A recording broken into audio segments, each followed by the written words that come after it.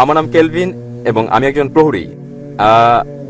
আজ আমি এখানে এসেছি কারণ আমার 6টি সন্দেহ রয়েছে, যেগুলো আমি বিশ্বাস করি যদি আমি এগুলোর সঠিক জবাব পাই, আমি প্রস্তুত আছি ধর্মান্তরিত হতে এবং ইসলাম কবুল করতে।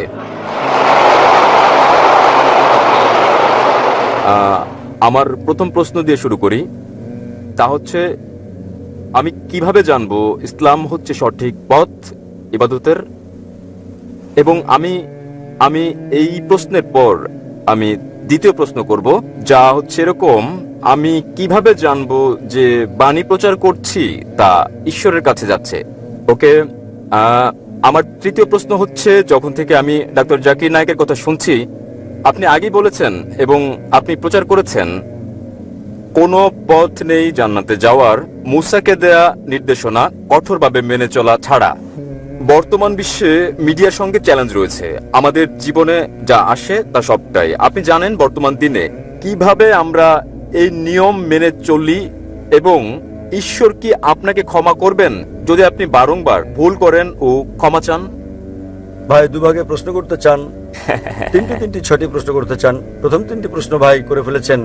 কেমন করে আমি জানবো যে ইসলামে ইবাদত করা সঠিক? এটা বোঝা যেতে পারে ইসলামে কিভাবে আমরা ইবাদত করি সেটা কি ঠিক, অথবা এটা বোঝাতে পারেন যে ইসলাম কি সঠিক ধর্ম। আপনি কি বোঝাতে চান? আপনি জানতে চান কোনটা ইসলামের ইবাদতের ধারণা সম্পর্কে, সেটা কি ঠিক নাকি? ইসলাম কি ইবাদতের জন্য সঠিক ধর্ম? ভাই প্রথমে যে প্রশ্ন করেছেন তিনি জানতে চান কিভাবে তিনি জানবেন যে ইসলাম সঠিক ধর্ম আমাদের অনুসরণের জন্য, এবং দ্বিতীয় অংশ একই রকম, আমরা কিভাবে জানবো যে ইসলাম একমাত্র সত্যি। Yes sir. এবং তৃতীয়টি হচ্ছে, তিনি বলেছেন, আমার একটা লেকচারে বলা হয়েছে, যীশু খ্রিস্ট তারপর শান্তি বর্ষিত হোক বলেছেন, যদি আপনি জান্নাতে যেতে চান আপনাকে সব নির্দেশনা মানতে হবে এবং তাওরাতে উল্লেখিত সকল নিয়মের অনুসরণ করতে হবে। কিভাবে এই যুগে আমরা তাওরাতের সব নিয়ম মেনে চলি? আমি চেষ্টা করব প্রথম দুটো প্রশ্নের জবাব একসঙ্গে দিতে। কি করে আপনি জানবেন যে ইসলাম সঠিক ধর্ম ইবাদতের জন্য, এবং কি করে আপনি জানবেন যে ইসলাম একমাত্র সত্যি? ইসলাম এসেছে আরবি শব্দ সালাম থেকে, যার মানে শান্তি। এটা আরো এসেছে আরবি শব্দ সিলম থেকে, যার মানে আল্লাহর কাছে নিজের ইচ্ছাকে সমর্পণ করা। ইসলাম মানে সর্বশক্তিমান ঈশ্বরের কাছে নিজের ইচ্ছাকে সমর্পণ করে শান্তি অর্জন করা। এবং কোন গ্রন্থের দাবি যে সেটা ঈশ্বরের বাণী, যে কোনো ধর্মকে প্রমাণ দিতে যে এটা সর্বশক্তিমান ঈশ্বরের কাছ থেকে এসেছে, এই ওহী, এই গ্রন্থ, এই ধর্মকে সময়ের পরীক্ষায় উত্তীর্ণ হতে হবে। অতীতে সেটা ছিল অলৌকিকতার যুগ এবং মহিমান্বিতকরণ হচ্ছে অলৌকিকের অলৌকিক। পরে আসলো সাহিত্য এবং কাব্যের যুগ। মুসলিম ও অমুসলিম আরব পণ্ডিতেরা একই সুরে তারা দাবি করলেন যে মহিমান্বিত কোরআন ছিল পৃথিবীর বুকে সবচেয়ে ভালো আরবি সাহিত্য। তবে বর্তমানে যদি কোনো ধর্মগ্রন্থ কাব্যিক ঢঙে বলে যে পৃথিবী সমতল, আধুনিক দুনিয়াকে তা গ্রহণ করবে? খুবই স্বাভাবিক না, কারণ বর্তমান হচ্ছে বিজ্ঞান ও প্রযুক্তির যুগ। তাহলে যদি আপনি এই পরীক্ষাটা করেন বিজ্ঞান ও প্রযুক্তির, বর্তমান সময়ে ধর্মগ্রন্থ সমূহের যেগুলো আমাদের কাছে আছে, বিশ্বের বিভিন্ন ধর্মের সকল ধর্মগ্রন্থ পরীক্ষায় ফেল করেছে কোরআন ছাড়া। আর আমি একটা লেকচার দিয়েছি কোরআন ও আধুনিক বিজ্ঞান সাংঘর্ষিক নাকি সামঞ্জস্যপূর্ণ বিষয়ের উপর। আমার সময় এখানে হবে না প্রশ্নোত্তর পর্বে সম্পূর্ণ লেকচার দেওয়ার, তবে আমি উল্লেখ করতে চাই অ্যালবার্ট আইনস্টাইন বলেছেন, প্রখ্যাত বিজ্ঞানী ও নোবেল পুরস্কার বিজয়ী, যে ধর্ম ছাড়া বিজ্ঞান পঙ্গু এবং ধর্ম বিজ্ঞান ছাড়া অন্ধ। আমি আপনাদের মনে করিয়ে দিচ্ছি, মহিমান্বিত কোরআন কোনো বিজ্ঞানের গ্রন্থ নয় SCIENCE, বরং এটা একটা নিদর্শনের গ্রন্থ SIGNS, এবং এতে 6000-এর বেশি নিদর্শন রয়েছে। মহিমান্বিত কোরআনে 6000-এর বেশি আয়াত আছে, যার মধ্যে 1000-এর বেশি আয়াত বিজ্ঞান নিয়ে বলেছে। যদি আপনি তুলনা করেন বৈজ্ঞানিক সত্যগুলো যা আমরা জানতে পেরেছি, আমরা দেখতে পাই যে বিজ্ঞান যা সম্প্রতি আবিষ্কার করেছে, হতে পারে 50 বছর আগে, 100 বছর আগে, 200 বছর আগে, 400 বছর আগে, মহিমান্বিত কোরআন তা উল্লেখ করেছে 1400 বছর আগে। কোরআনে বিশ্ব সৃষ্টি সম্পর্কে বলা হয়েছে সূরা আম্বিয়া অধ্যায় নম্বর 21 আয়াত নম্বর 30-এ, যা বিগ ব্যাং সম্পর্কে বিজ্ঞানীরা জেনেছেন কিছুদিন আগে। তারা 50 বছর আগে আবিষ্কার করেছেন, তা কোরআনে উল্লেখ করা হয়েছে 1400 বছর আগে।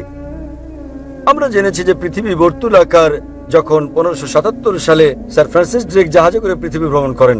পবিত্র কোরআন বলছে সূরা নাজিয়াত অধ্যায় নম্বর 79 আয়াত নম্বর 30-এ, আমি পৃথিবীকে ডিম্বাকৃতি বানিয়েছি।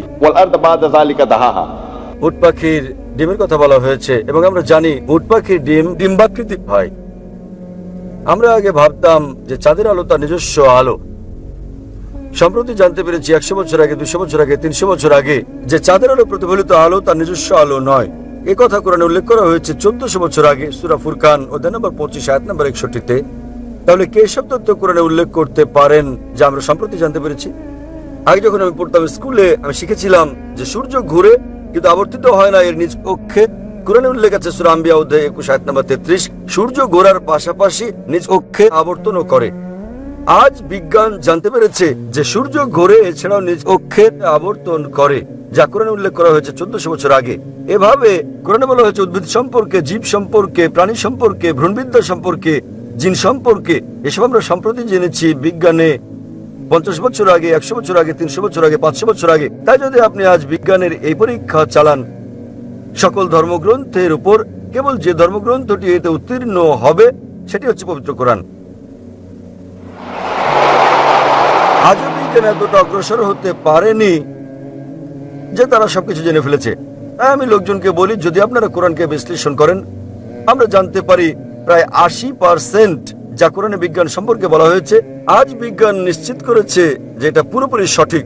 হতে পারে 20%-এর মতো অস্পষ্ট, না সঠিক না ভুল।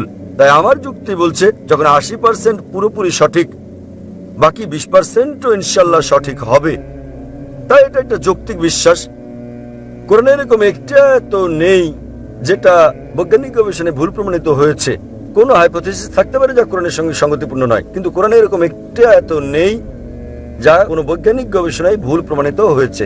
তাই এর উপর ভিত্তি করে যদি আপনি এই পরীক্ষা চালান যে কোনো ধর্মগ্রন্থে, কেবল যে ধর্মগ্রন্থটি এই পরীক্ষায় উত্তীর্ণ হয় তা হচ্ছে ইসলাম ও কোরআন।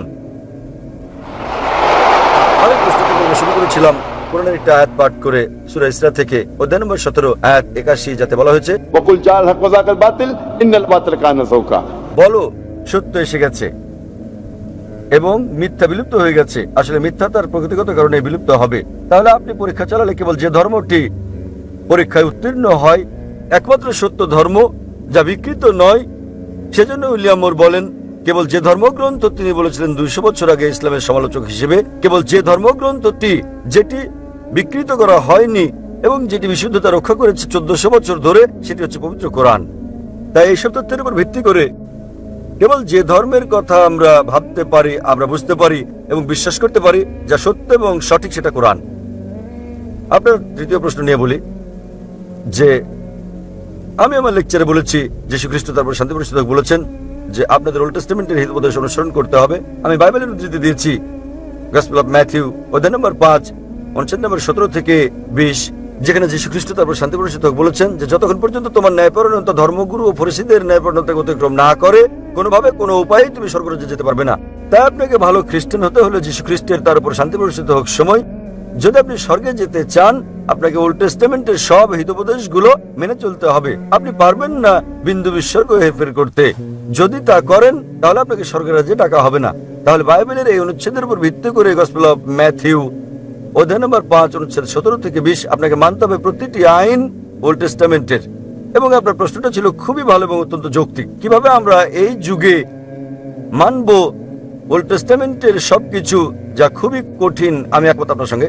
সে কারণে যীশু খ্রিস্ট তারপর শান্তি পরিষদ আরো বলেন গসপেল অফ জন অধ্যায় নম্বর 16 অনুচ্ছেদ 12 থেকে 14, তিনি বলেন, তোমাদেরকে আমার অনেক কথা বলার আছে, কিন্তু এখন তোমরা তা সহ্য করতে পারবে না। যখন সত্যের আত্মা আসবেন, তিনি তোমাদের সত্যের দিকে নিয়ে যাবেন। তিনি নিজে থেকে কিছু বলবেন না, তিনি যা শুনবেন তাই বলবেন। তিনি আমাকে গৌরবান্বিত করবেন। এখানে যীশু খ্রিস্ট তার উপর শান্তি বর্ষিত হোক ভবিষ্যৎবাণী করেছেন সর্বশেষ ও চূড়ান্ত পয়গম্বর, সর্বশেষ ও চূড়ান্ত নবী মুহাম্মদ সাল্লাল্লাহু আলাইহি সাল্লামের। অর্থাৎ যখন তিনি আসবেন, তিনি তোমাদের সব সত্যের দিকে নিয়ে যাবেন। তার মানে যীশু খ্রিস্ট তার উপর শান্তি বর্ষিত হোক জানতেন বাইবেলে যা বর্ণিত আছে তা সবকিছু অনুসরণ করা যাবে না। পরবর্তীকালে হতে পারে কয়েক শতাব্দী পর, সেজন্য তিনি বলেছেন যখন সত্যের আত্মা আসবেন, তিনি তোমাদের সত্যের দিকে নিয়ে যাবেন। নবী মুহাম্মদ সাল্লাল্লাহু আলাইহি সাল্লাম সম্পর্কে বলেছেন। তাই শেষ সময়ে হতে পারে অনুসরণ করা সম্ভব ছিল উল্লেখিত বিধিনিষেধগুলো ওল্ড টেস্টামেন্টের এবং নিউ টেস্টামেন্টের। কিন্তু যীশু খ্রিস্ট তার উপর শান্তি পরিষদক বলেছেন যখন সর্বশেষ ও চূড়ান্ত নবী মুহাম্মদ সাল্লাল্লাহু আলাইহি সাল্লাম আসবেন, তোমরা তাকে মেনে চলবে। তাই আজও একজন ভালো খ্রিস্টান হতে হলে এক ঈশ্বরে বিশ্বাস করা ছাড়াও নবী মুহাম্মদ সাল্লাল্লাহু আলাইহি সাল্লামকে বিশ্বাস করতে হবে। আশা করি উত্তরটা পেয়েছেন ভাই। এবারে আপনার অপর প্রশ্ন। অপর প্রশ্নটি আসছে খ্রিস্টান পটভূমিতে একটি খ্রিস্টান পরিবার থেকে। কিভাবে আমি আমার পরিবারের সঙ্গে মিশবো যদি আমি ইসলামে দীক্ষিত হই, এবং দুটি ভিন্ন বিশ্বাস নিয়ে একই কম্পাউন্ডে কিভাবে থাকবো? ভাই, আপনি প্রশ্ন করলেন যে যদি আমি ইসলাম কবুল করি তাহলে কিভাবে আমার পরিবারের সঙ্গে মিশবো দুটো ভিন্ন বিশ্বাস নিয়ে। ভাই, আপনি জানেন কিছুটা ওল্ড টেস্টামেন্টের মতো, কিছুটা নিউ টেস্টামেন্টের মতো, তথাপিও আপনি একজন খ্রিস্টান, আপনি ওল্ড টেস্টামেন্টের নিয়ম পালন করতে পারেন নিউ টেস্টামেন্ট আসার পরেও। ওল্ড টেস্টামেন্ট ও নিউ টেস্টামেন্টের মতো কিছু থাকলে লাস্ট টেস্টামেন্টও আছে, মহিমান্বিত কোরআন, সর্বশক্তিমান ঈশ্বরের লাস্ট টেস্টামেন্ট। এবং এই মহিমান্বিত কোরআনে একজন নবীও বাদ যাননি যাদের নাম বাইবেলে উল্লেখ আছে। ইসলামে আমাদের সকল নবীকে বিশ্বাস করতে হয় যারা আগে এসেছেন, এবং তাদের সংখ্যা 25 জনের কম হবে না যাদের নাম কোরআনে উল্লেখ আছে, এবং তাদের সকলের নবী মুহাম্মদ সাল্লাল্লাহু আলাইহি ওয়াসাল্লাম ব্যতীত এবং তাদের দুজন ব্যতীত তাদের কথা বাইবেলে উল্লেখ আছে। তাই আমাদের সম্মান দেখাতে হবে সর্বশক্তিমান ঈশ্বরের সকল নবীকে। এবং আমাদের প্রিয় নবী মুহাম্মদ সাল্লাল্লাহু আলাইহি ওয়াসাল্লাম বলেছেন, সর্বশক্তিমান আল্লাহ পৃথিবীতে 1,24,000 পয়গম্বর পাঠিয়েছেন। তাই যদি আপনি মুসলিম হন, আপনার কোন নবীকে অসম্মান করতে হবে না যাদের নাম বাইবেলে উল্লেখ করা হয়েছে। প্রকৃতপক্ষে তাদেরকে আপনার বলতে হবে যীশু খ্রিস্ট তার উপর শান্তি বর্ষিত হোক যা বলেছেন আমি তা পুরোপুরি মেনে চলছি। অন্য খ্রিস্টানরা কি করে তারা অনুসরণ করছে, হতে পারে 80%, হতে পারে 90, হতে পারে 50%। তাদেরকে আপনার বলা উচিত গসপেল অফ জনের 16 নম্বর অধ্যায়ের 12 থেকে 14 অনুচ্ছেদে যা বলা হয়েছে, তোমাদেরকে আমার অনেক কিছু বলার আছে, কিন্তু এখন তোমরা তা সহ্য করতে পারবে না। যখন সত্যের আত্মা আসবেন তিনি তোমাদের সব সত্যের দিকে নিয়ে যাবেন। তাহলে আমি যীশু খ্রিস্টকে তার উপর শান্তি বর্ষিত হোক অনুসরণ করছি তথাকথিত অন্যান্য খ্রিস্টানদের চেয়ে। তাই যদি আপনি মুসলিম হন, আপনি খ্রিস্টানদের চেয়ে ভালো খ্রিস্টান হয়ে যাবেন। আশা করি প্রশ্নের উত্তর পেয়েছেন। হ্যাঁ। আপনার পঞ্চম প্রশ্নটি কি? আমার সব প্রশ্ন শেষ হয়ে গেছে। আপনার সব প্রশ্নের উত্তর আপনি পেয়ে গেছেন? হ্যাঁ, পেয়েছি। তাহলে ধন্যবাদ। ইসলাম সম্পর্কে আপনার মনোভাব ইতিবাচক? ইসলাম ধর্মের ব্যাপারে আমার মনোভাব ইতিবাচক এবং আমি ইসলাম গ্রহণে প্রস্তুত। আপনি কি বিশ্বাস করেন ঈশ্বর একজন? দুঃখিত, বুঝতে আপনি পারিনি। কি বিশ্বাস করেন ঈশ্বর একজন? আমি বিশ্বাস করি ঈশ্বর একজন। আপনি কি বিশ্বাস করেন যীশু খ্রিস্ট তারপর শান্তি বর্ষিত হোক ঈশ্বর? আমি বিশ্বাস করি যীশু খ্রিস্ট পয়গম্বর ছিলেন। মাশাআল্লাহ। আপনি কি বিশ্বাস করেন নবী মুহাম্মদ সাল্লাল্লাহু আলাইহি ওয়াসাল্লাম সর্বশেষ ও চূড়ান্ত পয়গম্বর? আমি বিশ্বাস করি মহানবী মুহাম্মদ শেষ এবং চূড়ান্ত পয়গম্বর মাশাআল্লাহ। ছিলেন। ভাই, কেউ কি আপনাকে ইসলাম গ্রহণ করতে বাধ্য করছে? আমি গ্রহণ করতে প্রস্তুত। কেউ কি আপনাকে ইসলাম গ্রহণে বাধ্য করেছে? না, আমাকে কেউ বাধ্য করছে না, এটা আমার সিদ্ধান্ত। আমি নিজে সিদ্ধান্ত তার নিচ্ছি। মানে আপনি নিজের ইচ্ছা ইসলাম ধর্ম গ্রহণ করছেন? একেবারে আমার অন্তর থেকে। কারণ কাউকে জোর করে ইসলামে দীক্ষিত করা আমাদের ধর্মে নিষিদ্ধ, এমনকি বিশ্বের বেশিরভাগ দেশের আইনও এটা নিষিদ্ধ। তাহলে আপনি স্বেচ্ছায় কবুল করছেন ইসলাম ইনশাল্লাহ? আমি সম্পূর্ণ স্বেচ্ছায় ইসলাম গ্রহণ করছি। আমি আরবিতে বলবো এবং ইনশাল্লাহ শুনে শুনে আপনি বলবেন। আশহাদু আশহাদু আল্লাহ আল্লাহ ইলাহা ইল্লাহা ইল্লাল্লাহ ইল্লাল্লাহ ওয়া আশহাদু ওয়া আশহাদু আন্না আন্না মুহাম্মাদান মুহাম্মাদান আবদুহু আবদুহু ওয়া রাসূলুহু। ওয়া রাসূলুহু। আমি সাক্ষ্য দিচ্ছি আমি সাক্ষ্য দিচ্ছি যে কোনো ইলাহ নেই আল্লাহ ছাড়া এবং মুহাম্মদ হচ্ছেন পয়গম্বর এবং আল্লাহর বান্দা। মাশাআল্লাহ, আপনি মুসলিম হয়ে গেছেন। ধন্যবাদ। এবং আমি আল্লাহ সুবহানাহু ওয়া তাআলার কাছে প্রার্থনা করি তিনি যেন আপনাকে পথ দেখান এবং তিনি আপনাকে সাহায্য করেন আপনার পরিবারকে শান্তির ধর্মে দীক্ষিত হতে। এবং আমি আল্লাহ সুবহানাহু ওয়া তাআলার কাছে প্রার্থনা করি তিনি যেন আপনাকে উত্তম পুরস্কার দেন এই দুনিয়ায় এবং একই রকম পরকালে। আলহামদুলিল্লাহ, আমিন। আলহামদুলিল্লাহ ডক্টর জাকির, আমি প্রশংসা করি যে সিদ্ধান্ত আমি নিয়েছি আমাকে স্বাগত জানানোর এবং আমার চারপাশের ভালোবাসাকে অনুভব করি। যেহেতু ডক্টর জাকির আপনি আমার সংশয় দূর করেছেন, আমি চাই দয়া করে আপনি আমাকে একটি ইসলামিক নাম দিন।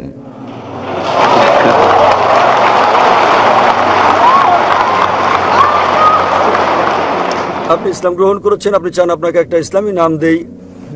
আপনার নাম রাখতে পারেন বেলাল। বেলাল, মাশাআল্লাহ।